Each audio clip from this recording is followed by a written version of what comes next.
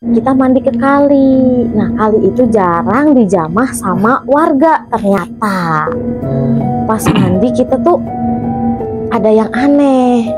Kok setiap kita mau ngambil air itu banyak rambut. Rambut? Dia bangun. Pas bangun, kok kayak bukan orang. Tingginya tuh kayak tinggi banget. Waduh. Nah, ternyata disitulah terjadi pertukaran. Iya.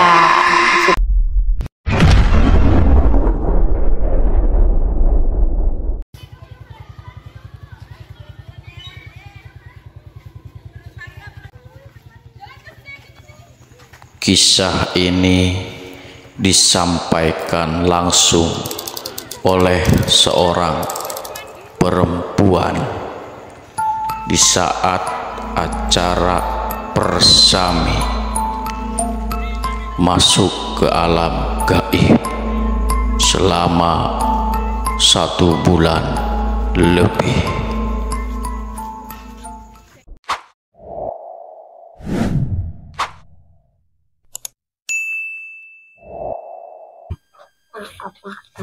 Assalamualaikum warahmatullahi wabarakatuh.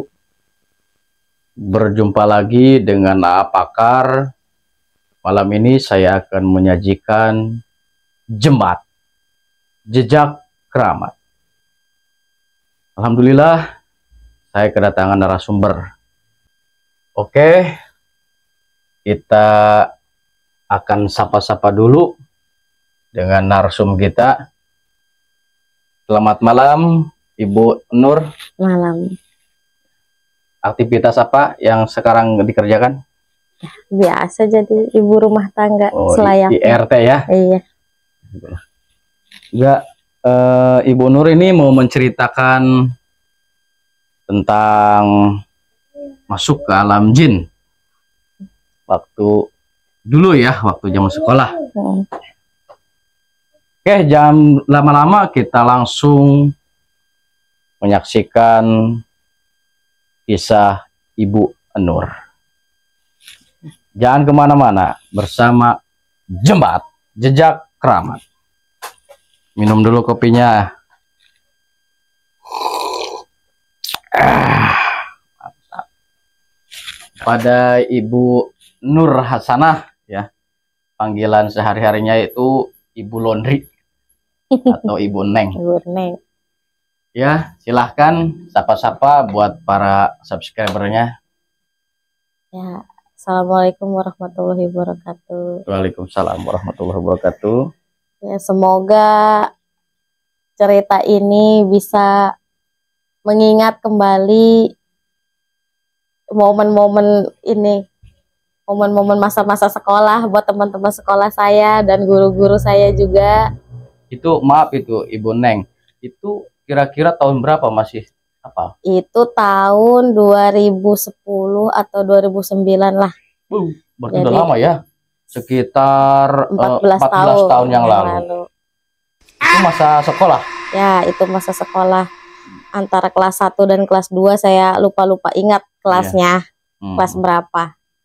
Silahkan ceritakan Ibu Neng dari awal. Awal mulanya itu di sekolah kami mengadakan acara persami.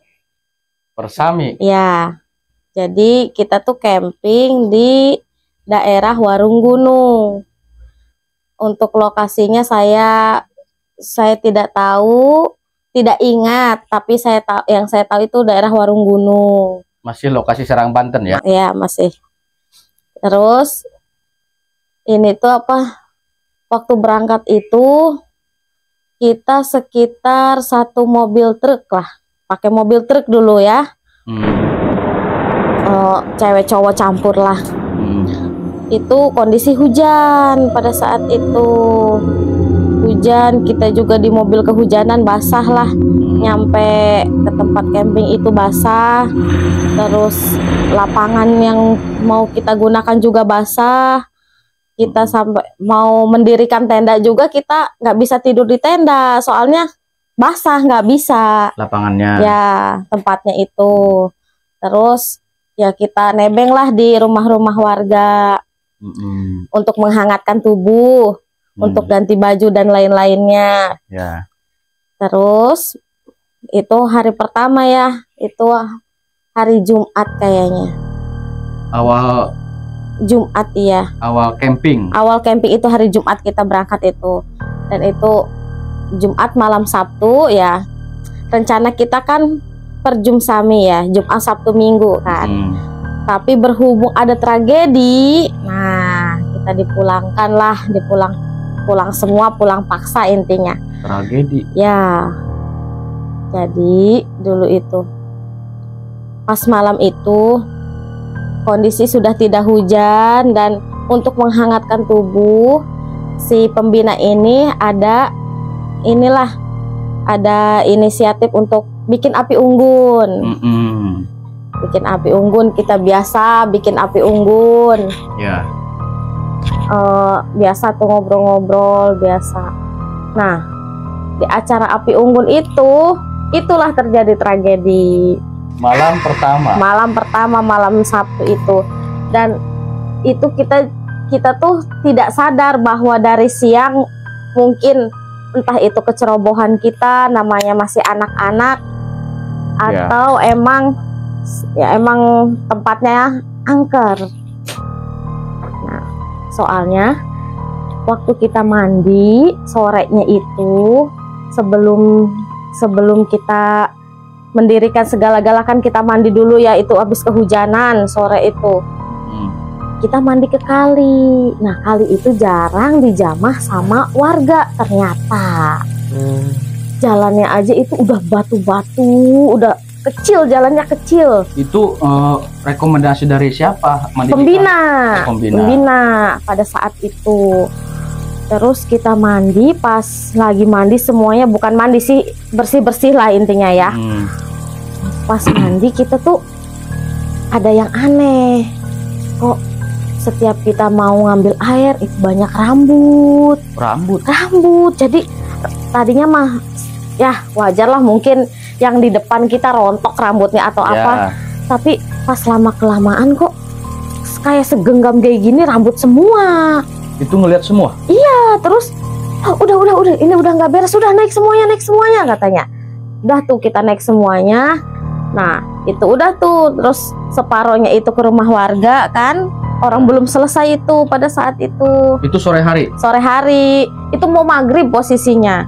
Sandekala ya? Kalau kata orang Sunda, ya. Sandekala.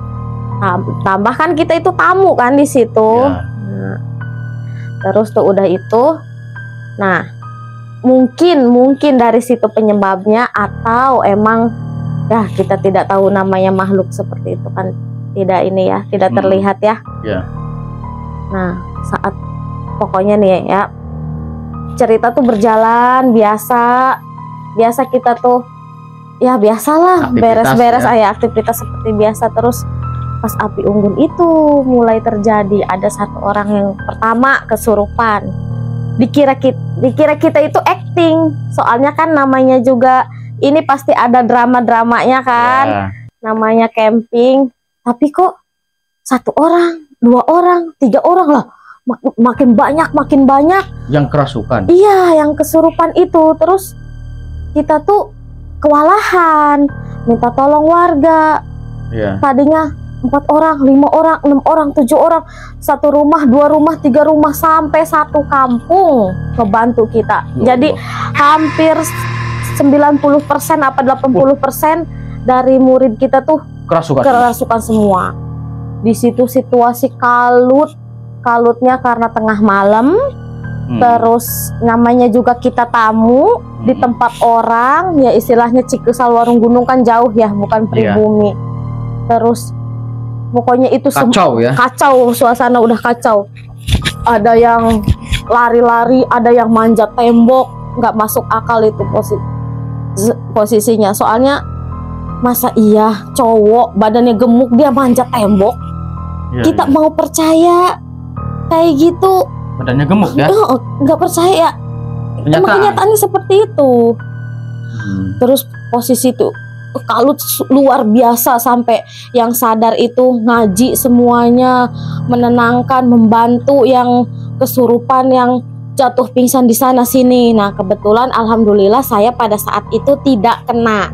Jadi saya mungkin ada 10 orang atau 20 orang, 10 orang lah mungkin ya, nggak banyak soalnya yang sadar itu. Saya ngebantu orang-orang yang pingsan sampai saya nangis karena saya nggak tega ngelihat teman-teman saya ini tergeletak di mana aja. Ibu Neng, itu cewek cowok yang kerasukan? Itu ya semuanya, laki-laki, perempuan, adik kelas, kakak kelas, itu semuanya. Itu semuanya itu udah posisinya kalut, mana kan posisi itu udah hujan ya, becek, pingsan di sana sini jadi warga juga bukan 1-2 orang yang direpotin, itu satu kampung direpotin. Kita sampai dibawa ke musola atau masjid di situ ya terdekat, masih nggak muat ke rumah warga. Iya dievakuasi, masih nggak muat. Terus itu udah berapa rumah, pokoknya berapa ustadz yang didatangin semua, terus nyerah ya? Udah nyerah.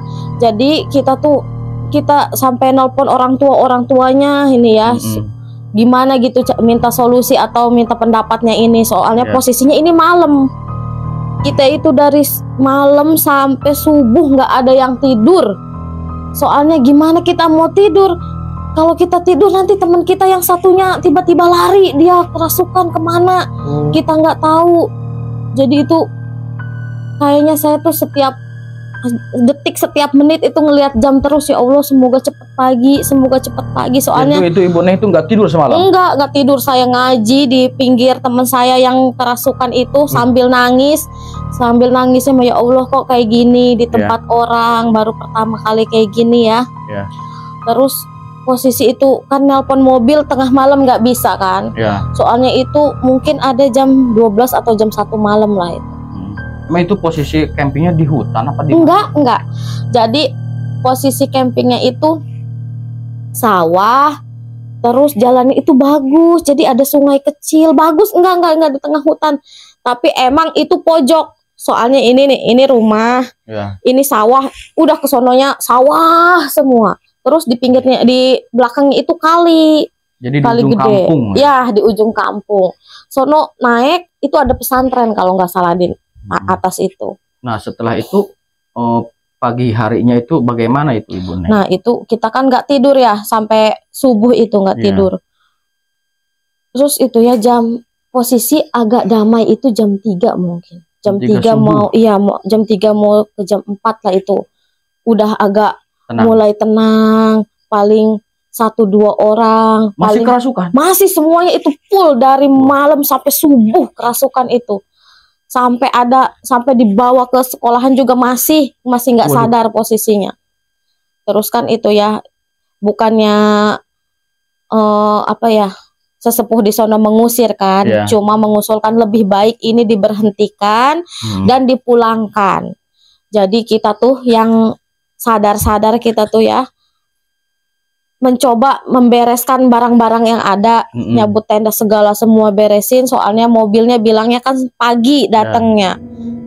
Terus tuh udah diberesin tuh semua. Itu sampai pagi masih ada yang nangis, masih ada yang ini, ya Allah mana mobil belum datang ya. Udah kita tuh yang sadar itu kenapa kita pada ikut nangis bukan karena kerasukan, tapi mental kita down. Teman-teman kita udah nggak sanggup badan ini, dari kemarin berangkat udah kehujanan, malam kayak gitu sampai subuh ngelihat teman-teman kayak gitu semua. Terus nanti apa yang kita bisa ceritakan kepada keluarganya? Itu juga separuh ada yang dijemput sama keluarganya. Nah terus tuh ya mobil itu datang pagi, entah itu jam 7 apa jam 8, wajar lah soalnya kan jauh juga kan, Cikesal Warung Gunung, bisa dimaklum kita juga. Udah posisi pagi, saya juga pulang itu nggak pakai sepatu, boro-boro inget pakai sepatu. Yang penting mas saya tuh pulang juga baju ini basah, basah karena itu ngeberesin barang-barang segala apa-apa kayak gitu tuh. Pas pulang itu nyampe sekolahan ya, itu udah ada yang masih kayak gitu. Terus kata guru-guru nih, udah yang ikut camping hari ini pulang semuanya, biarin yang masih yang masih belum sadar itu ya. Udah itu mau jadi tanggung jawab ibu guru dan bapak guru. Jadi kita tuh yang ini takutnya ngedrop juga kan, suruh pulang lah. Nah di situ saya udah mulai, mungkin saya tuh secara tidak sadar saya tuh kayak blank mulai dari situ. Berarti posisi Ibu Neng ngeblank itu udah ada di sini ya, di rumah? Iya, pas pulang camping itu. Jadi pulang camping itu di jalan, kan rumah saya ke sekolahan deket ya, cuman beda satu kampung. Di jalan itu saya tuh kalau jalan kayak ada yang ngikutin, kayak perasaan was-was, gelisah, pengen nangis, campur aduk. Jalan tuh kayak nengok lagi ke belakang, nggak ada, nengok lagi tapi kayak banyak yang ngikutin, tapi siapa ya? Itu udah, saya tuh kayak pikiran saya udah kacau. Terus nyampe ke rumah, kata saya tuh ya, saya belum mandi, belum apa-apa, nyampe ke rumah, di situ saya udah mulai nggak inget. Nah, pokoknya saya nyampe ke rumah, saya udah mulai nggak inget itu saya ngapain lagi. Yang saya inget itu saya kayak ada di alam sana. Soalnya yang saya inget itu kelihatan makhluk goib itu kayak ngikutin gitu, kayak pasukan apa kayak gitu, pasukan makhluk. Ibu Neng itu? Iya, itu ada di rumah. Ada di rumah. Waduh. Sedangkan sayanya itu udah nggak ada di raga saya. Jadi saya tuh kayak ngelihat fisik tapi nggak bisa ngendaliin fisik. Nggak tahu saya tuh kayak gimana, nggak tahu. Jadi kayak orang mimpi begitu? Ya, kayak lihat jasad ya? Iya, jadi jadi di situ tuh saya sepertinya tertukar. Jadi tuh ya kayak inget itu potongan-potongan kecil. Jadi potongan-potongan kayak di rumah itu ada yang ngaji. Saya inget, saya tahu, tapi saya nggak tahu jelas. Soalnya yang saya tahu itu, saya itu ada di jalan tempat dimana kita mau camping, di pinggir jalan. Dan di sebelah kanan kiri saya itu ada orang tinggi besar ngejaga saya. Saya tuh ingetnya saya duduk aja kayak gini, bertiga itu. Sosoknya apa itu? Kalau disebut orang, nggak tahu, orangnya tinggi, tapi kalau disebut bukan orang tapi orang. Ngejagain Ibu Neng itu? Iya. Terus saya nggak inget kenapa saya bisa ada di situ. Kenapa? Pokoknya saya nggak inget. Saya inget itu kayak saya tuh kok ada di sini, kok saya ada di sini. Jadi itu teriak minta tolong nggak bisa itu? Nggak bisa, saya tuh jadi diem aja nunggu ada yang jemput. Tapi kadang saya inget ada di rumah itu ya. Ya Allah, kok badan saya kayak badan saya tuh ada yang ngendaliin. Tapi bukan saya gitu tuh. Itu berapa hari itu Ibu Neng seperti itu?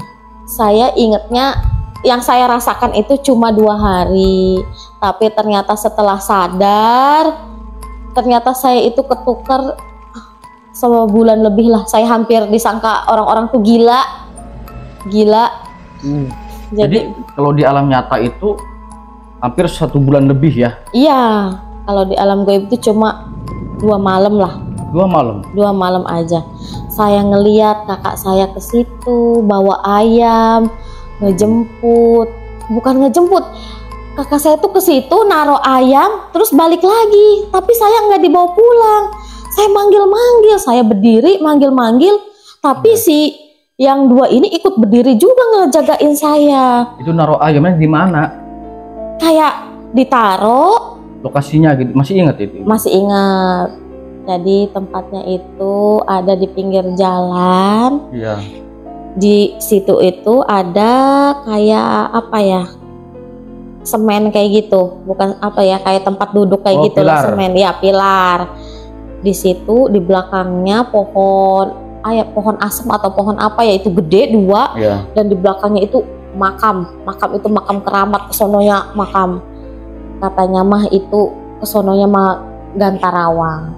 Kalau orang Banten tahu mah ya, Negara jin ya? Ya, ternyata disitulah awal mulanya itu. Terus itu selama 2 hari itu Ibu Neng di situ ngapain aja? Duduk aja udah. Duduk aja? Duduk aja. Nggak dibawa kemana gitu? Enggak, duduk aja. Tapi perasaan saya tuh kenyang aja. Padahal mah katanya sebulan lebih saya di rumah. Nggak sadar maksudnya. Di alam tuh. nyatanya? Di alam nyatanya. Saya inget-inget itu. Saya inget diobatin. Tapi enggak, ini mah bukan kayaknya. Kayaknya ini mah bukan yang bisa ngobatin saya gitu. Saya tetap masih ketuker gitu. Ya. Itu maksudnya Ibu Neng ketuker sama siapa sukmanya? Nah, setelah saya sadar, baru saya tahu banyak yang cerita. Jadi perasaan saya nih ya. Pertama kali saya sadar maksudnya saya masuk lagi ke jasad saya tuh. Udah siuman lah ya. Iya. Jadi tuh itu saya itu ternyata ketukar sama namanya itu Dewi. Nama jinnya? Nama jinnya itu Dewi. Ya dia tuh kalau orang situnya mau udah pada tahu dia tuh ya, terkenal di situ tuh. Sosok penunggunya mungkin? Iya, sosok penunggunya. Orangnya cantik lah, rambutnya panjang. Kayak ratu berarti ya? Namanya Dewi? Iya, namanya Dewi. Terus jadi secara tidak sadar saya tuh kayak mengejek dia. Mengejek? Iya, jadi waktu di mobil itu saya tuh ngeliat ada cewek 1 di tengah, cowok 2 di pinggirnya itu. Kata saya, ih hujan-hujan kok di pinggir jalan ngopi kayak gitu ya, normal enggak sih? Kata saya tuh, saya ngeliat di mobil itu ya. Dia bangun, pas bangun, ih kok kayak bukan orang, tingginya tuh kayak tinggi banget. Waduh. Nah ternyata disitulah terjadi pertukaran. Iya, disitulah terjadi. Jadi mungkin si Dewi ini, coba kamu rasakan ada di posisi saya di pinggir jalan seperti itu. Jadi gitu. Jadi saya tertukar, si Dewi ternyata yang ngikut, bukan ada ya, dia ngikutin jasad saya sampai 1 bulan lebih. Jadi si Dewi itu yang meminjam raganya Ibu Neng? Ya, dia meminjam, tapi dia juga sebenarnya tidak mau ikut selama itu. Cuma dia terjebak, dia mau pulang nggak bisa. Jadi dia tuh dia tuh juga nggak mau ikut lama-lama kayak di gitu. Jasad Ibu Neng? Iya, sama, cuma dia nggak bisa. Gimana caranya, dia juga sama minta tolong gimana gitu supaya saya tuh balik lagi. Sama, dia juga nggak nyaman di dunia kita. Ya. Kita juga ya kan namanya juga beda lah dunianya ya. Itu Ibu Neng gimana maksudnya bisa kembali lagi, bisa kembali tertukar kembali gitu, sukmanya masuk lagi? Gimana itu? Setelah banyak saksi yang cerita ya, waktu saya nggak sadar itu, saya itu udah dibawa kemana-mana, udah sampai diobatin sampai ustadz yang di sini yang intinya masa sepuh Cikusalah ya, tetap masih kayak gitu. Sampai pihak sekolah bertanggung jawab. Saya kan nggak sekolah sampai sebulan lebih ya. Pihak sekolah nggak diem aja sebenarnya, dia bertanggung jawab. Bapak guru itu aplusan hampir tiap malam ya. Nengok saya gimana kondisi saya, terus bawa orang pintar juga, tapi malah nggak bisa gitu, malah sama saya ditunjuk-tunjuk katanya. Nggak mampu katanya ya, kalau kata bahasa Sundanya mah ya, ketrukeun ilmu maneh cenah teu saujung kuku aing gitu. Waduh. Gitu. Kata Dewi itu. Iya, kata si Dewi itu. Terus sampai di rumah itu ngadain pengajian. Terus si Dewi ini hafal. Terus ulah lalagaan dia cenah gitu tuh. Ngaji cuman pakai lalagaan. Jadi sebenarnya ya di rumah itu bukan full niat ngobatin sebenarnya yang ke rumah yang datang ke rumah itu. ada yang pengen ngetes doang, ada yang pengen tahu. Ya intinya mah di depan mah pura-pura Baik. perhatian, Ya. ternyata di belakang oh kayak gini, kayak gitu. Tapi si Dewi tuh tahu. Hati-hati itunya ya. Iya, Isi hati si paranormal itu. Terus kebetulan kakak saya juga kan orang bisa ya. Bukannya ini sih, maksudnya dia tuh sedikit lah belajar ilmu inilah ya. Terus tuh sampai ya kakak saya alhamdulillah ke orang lain mah ya istilahnya ada ininya lah. Iya. Ada sedikit ngaruhnya. Iya. Tapi dia sampai nangis, sampai nyerah ngobatin saya, sampai nangis dia tuh melukin saya. Iya. Gimana caranya, apa aja yang udah saya lakuin gitu tuh, tapi nggak sembuh-sembuh. Sampai dia minta tolong ke siapa-siapa istilahnya tuh, sampai minta tolong ke bawahnya saking dia udah putus asa. Tuh. Terus jadi udah 1 bulan lebih itu berjalan seperti itu. Terus keluarga nggak tega ya lihat saya tuh, maksudnya fisiknya tuh udah mulai kayak orang gila gitu tuh. Disebut normal, tapi saya ngomongnya bukan saya. Disebut nggak normal, tapi badannya badan saya gitu. Udah ngelantur aja ya? Udah ngelantur. Iya. Terus tuh ya pada bilang ya gosip-gosip di ini mah ya stres segala apa-apalah. Terus tuh Itu selama 1 bulan lebih ya? Iya. Lama. Lama sekali. Terus kakak saya tuh runding lah sama bapak-bapak guru ini di sekolahan. Iya. Gimana ini bapak guru? Masa mau kayak gini aja? Adik saya kasihan, masa depannya masih panjang ya. Terus kita cari solusinya seperti apa? Terus ada satu bapak guru yang bilang, coba hayu kita bawa ke sana lagi. Iya. Soalnya yang barengan saya itu ada juga sama. Tertukar juga? Bukan tertukar, sama dia kan kerasukan dari awal itu ya. Iya. Tapi sadarnya lama, dia sekitar seminggu apa 2 minggu gitu tuh dia baru sadar. Gitu. Tapi dia sembuh. Soalnya katanya si itunya minta kambing atau apalah ya. Udah disembelihin kambing, udah sembuh, diselamatin, sembuh lah ya. Tuh. Terus tuh kata bapak guru, ayo coba kita namanya gini reat ya. Bu, kita bawa lagi ke sana Ke lokasi camping. Ke lokasi camping. Kita cari tahu istilahnya sesepuh di situ gimana cara ngobatinnya. Iya, soalnya kita tuh udah nyerah semuanya. Terus tuh itu posisinya malam, saya dibawa terus di tengah jalan katanya tuh saya tuh dadah. Waduh. Dadah katanya, nanti saya balik lagi ke situ. Nah kata kakak saya, apa-apaan? Ternyata mungkin si Dewi itu ngelihat penjaganya itu di situ. Waduh. Gitu. Yang 2 itu yang awal Ibu Neng. Iya, dia tuh udah tahu mungkin. Ya? Iya, terus saya tuh dibawa kan ke situ ya, dibawa ke tempatnya lagi.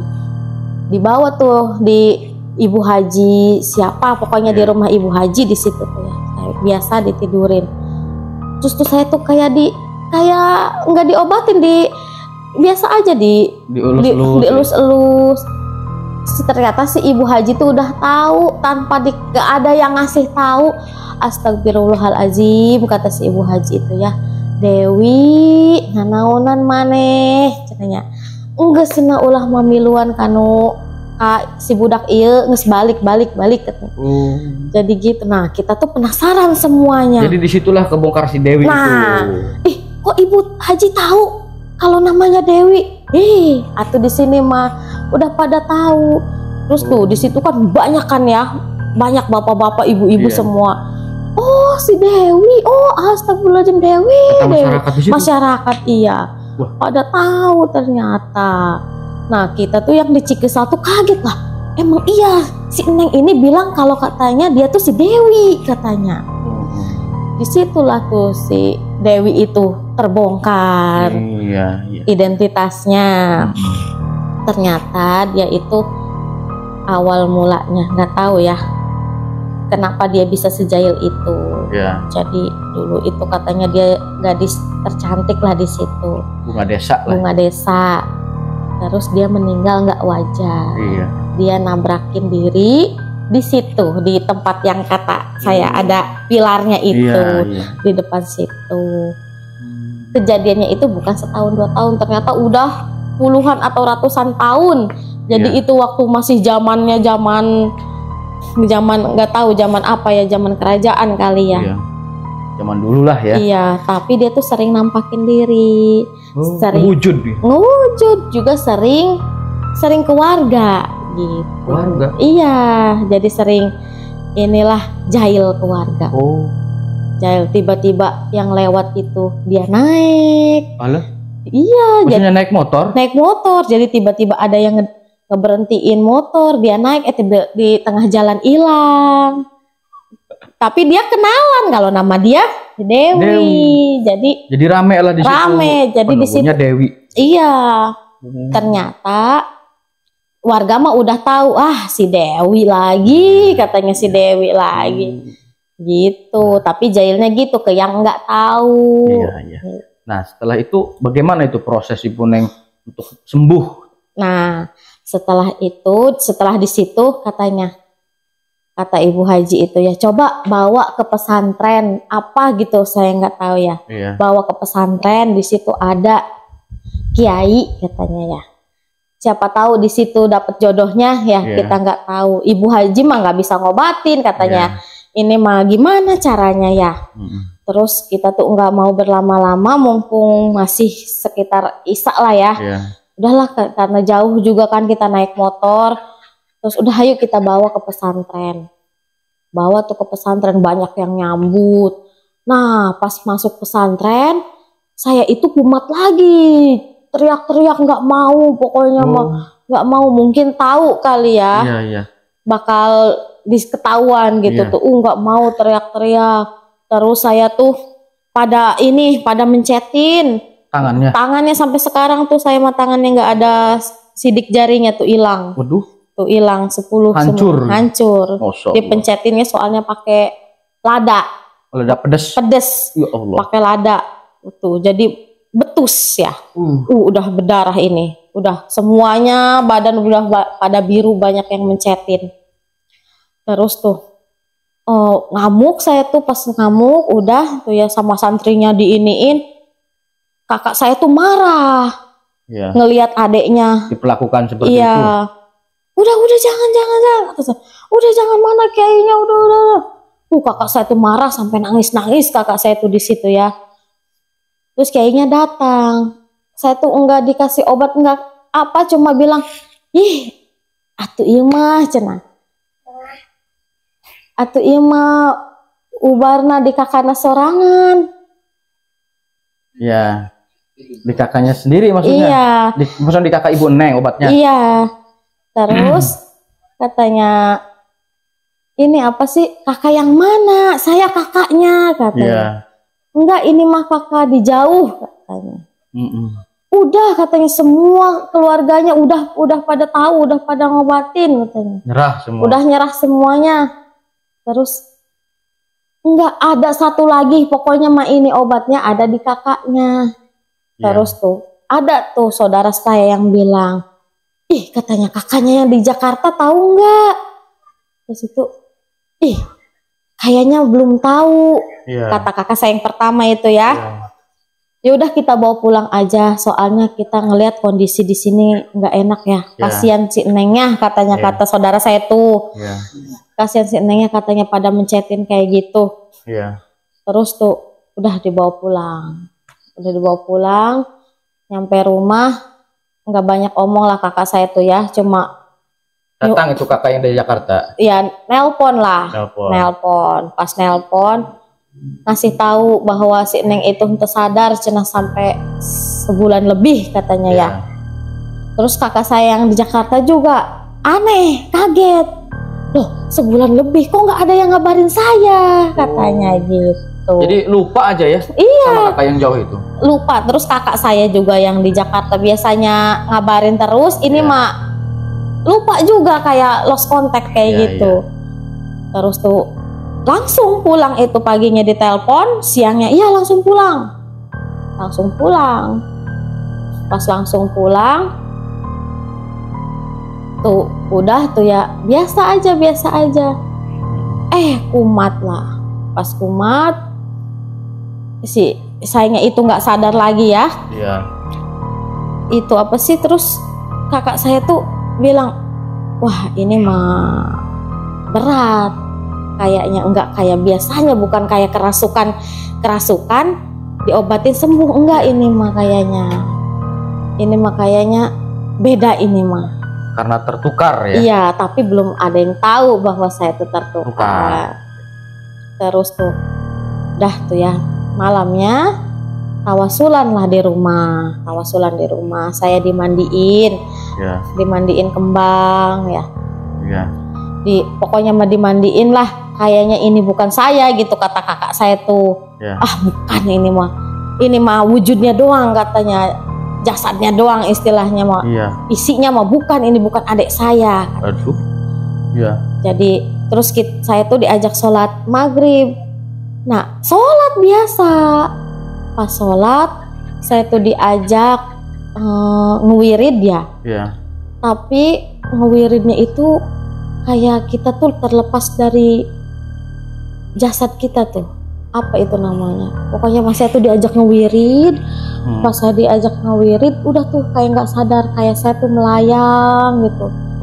Terus kayak kakak saya tuh ngejemput saya di alam dalam bawah sadar. Iya, pokoknya sama kakak saya tuh ngejemput saya ngelihat kakak saya. Terus kakak saya tuh ada perdebatan kayak gitu ya sama dua penjaga itu di alam gaib itu. Kakak saya tuh masuk ke alam gaib, saya nggak ngerti gimana caranya, pokoknya sama kakak saya itu ya, ketemu, cuma dia yang Iya. yang kakak saya yang kedua itu. Soalnya kakak saya yang pertama pernah kan, tapi dia nggak ngelihat saya. Kalau ini mengelihat. Terus perdebatan, nggak tahu apa yang diobrolin tuh ya. Tiba-tiba tangan saya dipegang sama kakak saya dibawa kabur lah. Itu kayak lari, bukan lari, kayak melayang aja kita tuh. Terbang. Kayak terbang melayang terus nyampe rumah. Jadi Ibu Neng itu diculik aja ya? Diculik, dibawa kayak gitu.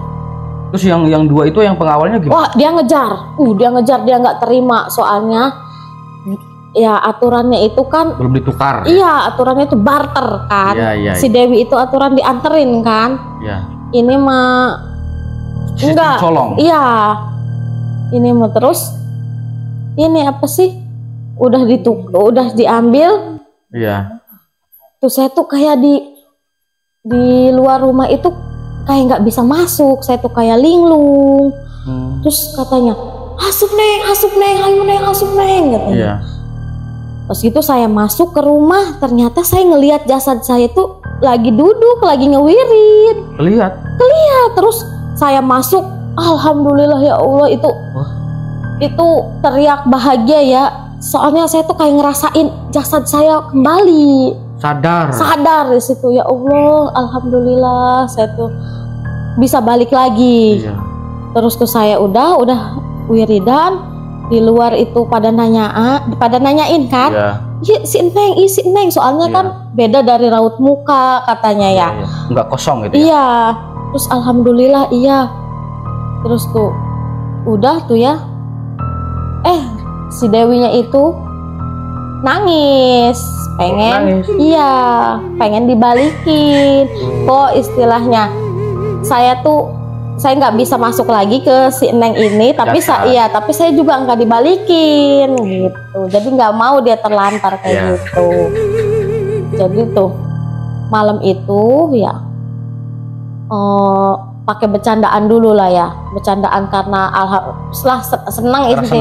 Senang. Selama 1 bulan lebih. Iya, akhirnya sadar juga, akhirnya berhasil juga ngeluarin si jin ini nih. Yang selama ini menguasai jasad. Iya. Jadi tuh pakai bercandaan, ayo katanya lihat kaca, ayo kesini, ayo gini gitu tuh. Jadi udah katanya, ayo udah nggak mau lama-lama, minta ditukar, kata si Dewinya itu ya. Jadi nggak tahu gimana itu caranya. Jadi si Dewi itu dimasukin ke, jadi ada sarung ya. Iya. Udah katanya kamu kesini, Iya. saya bawa kamu pergi. Oh, dibungkus pakai sarung. Iya, bukan dibungkus juga ya. Jadi sarung itu dilipat, Iya. dilipat aja biasa, dilipat panjang. Terus si jinnya itu dimasukin ke situ, tiba-tiba sarung itu kayak tongkat, kayak Berdiri. tongkat berdiri. Wah. Sarung itu berdiri. Jadi dianterin lah, pakai sarung dipegang kayak gini. Sarung itu kayak tongkat, dipegang aja udah. Iya. Yes, dia katanya, udah jangan terlalu ini. Diiniin lah ke kakak saya tuh ya. Oh, dibawa tuh. Langsung dibawa. Langsung dianterin dibawa, kembali. dianterin. Udah tuh saya nggak tahu tuh ya. Udah sampai situ mah tuh. Terus tuh si Dewinya itu, tapi di dalam mimpi saya tuh udah tidur lah ya, intinya udah malam itu ya. Terus si Dewi tuh kayak ngasih gini.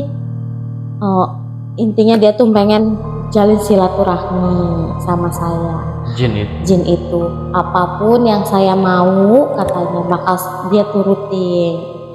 Kapanpun saya butuh dia bakal datang. Nah awal mula saya tergiur. Saya nggak bilang tuh, di situ saya baru tuh kayak ya ada yang bilang indigo atau apalah, tapi di situ tuh saya mulai sensitif dengan hal-hal seperti itu. Banyak kejadian yang aneh gitu ya. Terus tuh awal mula saya nggak bilang ke kakak saya nih bahwa si Dewi itu ngasih omongan seperti itu. Iya. Terus tuh kalau saya ada masalah, saya apa, misalnya di sekolahan atau apa ya, saya bilang, Dewi saya ada masalah sama si itu, tolong iniin. Itu benar, hari itu dia datang. Iya. Terus dia celakain kayak gitu. Waduh. Tuh. Si orang itu? Iya. Terus misalnya Dewi saya nggak suka sama si itu, tolong iniin. Itu benar itu. Dilakukan. Ngeri juga ya? Iya. Terus tuh jadi lagi ngobrol-ngobrol tuh ya. Ketahuannya itu lagi ngobrol-ngobrol kayak gini sama kakak saya tuh ya. Iya.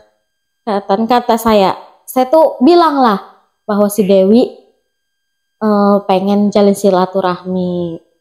Pokoknya apa yang saya butuhkan dia bakal lakuin, apa yang bakal bantu, iya. Terus tuh kakak saya nggak percaya, kata saya panggil si Dewi dia pasti datang. Iya. Terus katanya coba panggil, nggak bakalan datang sekarang mah, udah beda alam, udah beda katanya. Iya. Kata saya, Dewi datang ke sini, nggak ada yang nggak percaya kamu bisa ke sini. Terus tuh ya, kan kata saya, si Dewi datang ini. Itu kan kebetulan tetangga saya miara anjing kan ya. Iya. Itu tengah malam, anjing, wah dia tuh. Terus si Dewi itu bilang ke saya kebisikan, saya nggak bisa ke situ, di situ banyak anjing katanya pada ini, saya menggonggongin saya. Terus kata saya bilang tuh, si Dewi itu datang, si Dewi bilang ke saya kayak gitu katanya. Terus itu tuh, iya. Serem juga ya. Iya terus. Itu berapa lama itu komunikasi nyambung? Nggak lama, nggak sampai bertahun-tahun, cuma beberapa bulan. Waduh. Soalnya kakak saya takut, saya tidak terkontrol dan meminta sesuatu ya, bersekutu. Itu juga musyrik kan. Iya. Kan dulu saya tidak tahu, namanya masih bocah lah ya. Terus tuh banyak kejadian yang kata saya, Dewi pecahin lampu, kata saya. Iya. Soalnya ada yang nyepelein kamu. Saya cerita kayak gini ke teman saya nggak percaya. Kata saya, Dewi pecahin lampu, dia nggak percaya ada kamu. Itu langsung pecah lampunya lagi nyala, langsung pecah. Hitungan menit. Iya, pada saat itu juga kata saya, kalau kamu nggak percaya saya suruh si Dewi pecahin lampu. Wah, ngeri. Disitulah teman-teman saya semua pada percaya. Jadi di situ juga saya agak dijauhin, soalnya takut kan. Pada mikirnya takut. Nah di situ berarti tidak lama sudah putus komunikasi dengan namanya Jin Dewi itu ya? Ya. Putusnya ya karena Karena tadi khawatir ya. Iya, kata kakak saya, udah nggak usah. Jangan, istilahnya kamu mau urusan duniawi, dia mau bukan lagi beda alam sama kita kan, beda inilah ya. Udah jangan yang kayak gitu. Walaupun dia tidak meminta sekarang, tapi namanya juga jangankan makhluk gaib, orang aja kalau dikerjain pasti minta upah kan. Iya. Nah, jadi dikhawatirkan takutnya minta sesuatu dan itu bukan di batas normal gitu. Jadi daripada kamu nanti keseret lebih jauh, kalau si Dewi ngajak komunikasi, stop. Gitu. Terus sampai sekarang alhamdulillah sudah stop. Alhamdulillah. Tapi walaupun masih kadang saya tahu dia ada misalnya, tapi ya enggak. Tapi sekarang tuh jaraknya udah jauh banget. Dulu mah kayak orang gila, saya tuh masih bisa ngobrol sama dia, masih bisa curhat. Dia juga cerita, jangan deketin temen si ini terlalu kayak gini, jangan kayak gini. Gitu. Oke, terima kasih buat kisah nyatanya Ibu Neng.